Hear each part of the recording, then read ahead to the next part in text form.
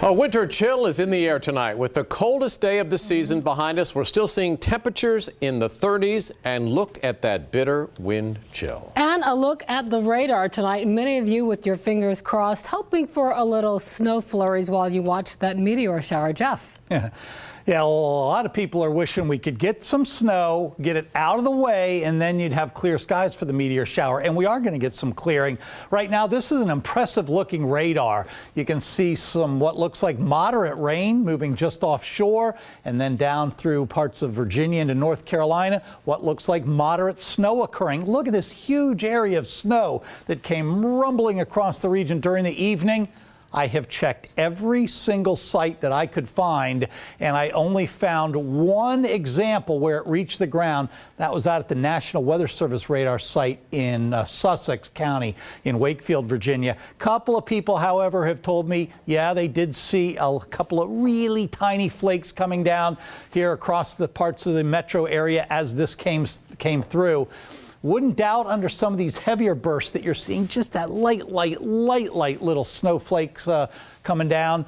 The reason? Incredibly dry air out there right now, and so it just doesn't have any way to moisten the atmosphere enough to make it down to the ground. So 95% of this is evaporating. Temperatures right now are at 38. That is actually up. We were 32 just after the dinner hour, and we've been going up rather slowly. So as we continue through the next 12 hours at the coastline, temperatures continue to hold steady or go up a little, and then by tomorrow noon, we're already way higher than we were ever during the day today, and it just keeps going up a little bit after that. I'll talk about that and have a rather complicated forecast as we get into early next week. That's coming up.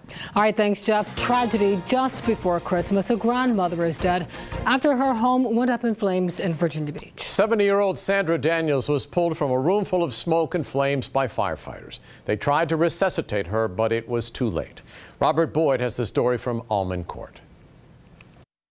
Well, residents here on Almond Court just devastated to find out that their neighbor died in a house fire today. They say she was a sweet old woman in a wheelchair who was just unable to make it out of the house on her own. For more than 2 decades, this has been the home of one of Almond Court's nicest families, Philip and Sandra Daniels.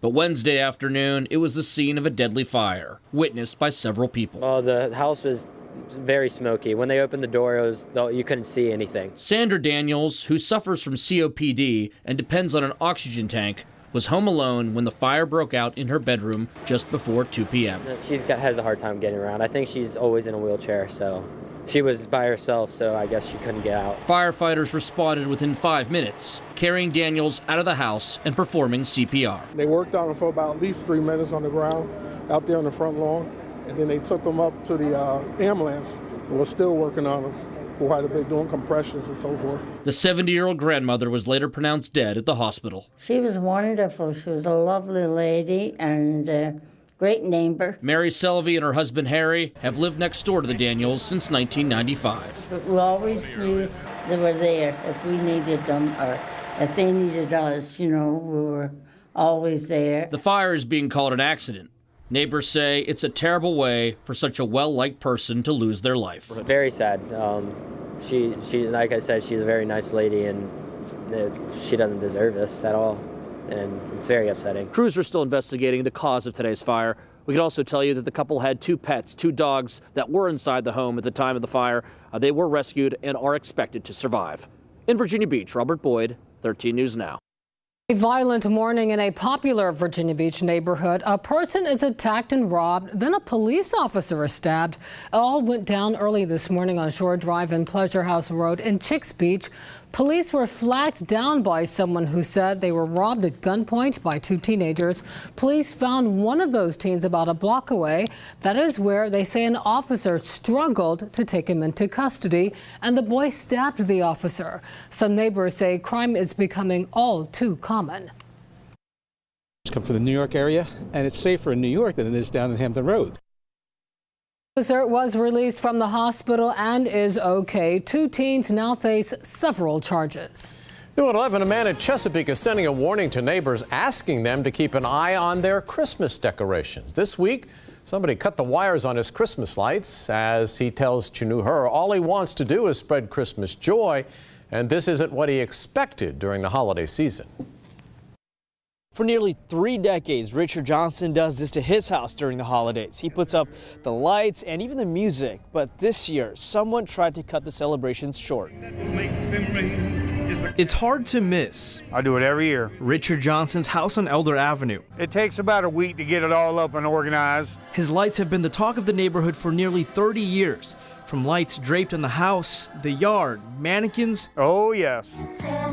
And yes, even music. And everybody enjoys the decoration, so I feel like, hey, I'll donate to the neighborhood, have a little Christmas spirit. The Christmas joy, it means a lot. Is special. And for somebody to come by and just take that from you, that's a little discouraging. Earlier this week, somebody cut a few wires from his displays. I was able to salvage them, and they got me right there. Yep, cut it right in half. Richard doesn't see a need to be mad or make a big deal out of it because the light that shines brightest every year is his mother. She was a major decorator. Who he inherited all of the lights from when she died 5 years ago from lung cancer. So in her honor, I want to light it all up every year possible and to just in memory of her. Celebrate life. Celebrate life and spreading joy. That's all he wants, even with the recent health problems himself. I'm making ends meet with what I got, and I hope everybody enjoys their Christmas. With his Christmas spirit shining bright, there's no cutting short the holiday season. In Chesapeake, Chanu Hurt, 13 News Now. New information now on the whale found stranded on a sandbar in Newport News. A necropsy found an excessive amount of parasites in the kidneys, which officials believe led to his death. Final results are still pending, but the Virginia Aquarium's initial findings are consistent with the whale having something called verminous nephritis. Norfolk police are trying to find out who shot a Canada goose with an arrow. Unfortunately, tonight, wildlife officials are recommending the goose be euthanized due to infection. We are told the arrow pierced right below its wing and came out under its neck. Bill Snyder was building a dock when he spotted the injured goose swimming toward him and a co-worker. As if it was swimming away from whoever shot it.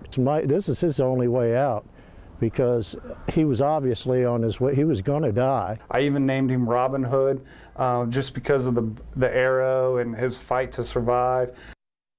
Wildlife officials say it will be difficult to find out who did this, but urge you to call Norfolk Police with any tips. This is a federal offense.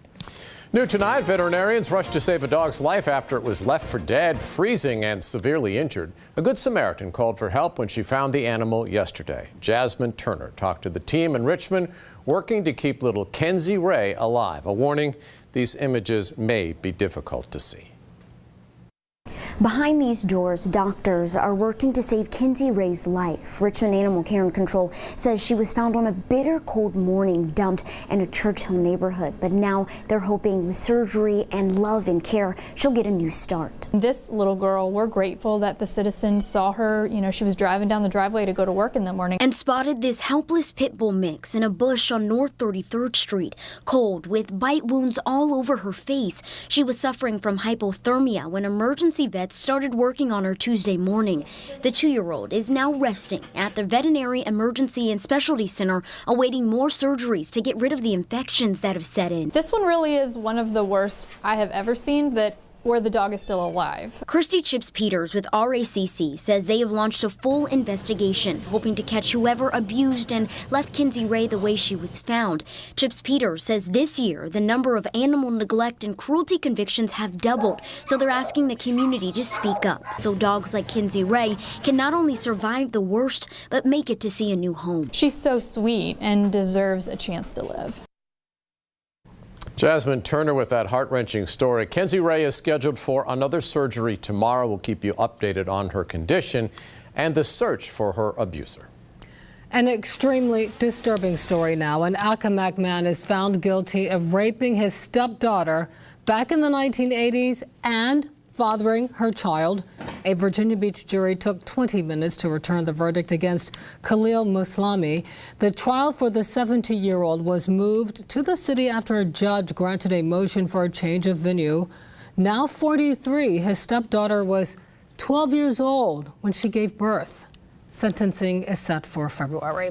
In York County, a former school employee is charged with 4 counts of indecent liberties. We're told 45-year-old Walter Summerfield was an instructor with Patrick Henry High School's Navy Junior ROTC program.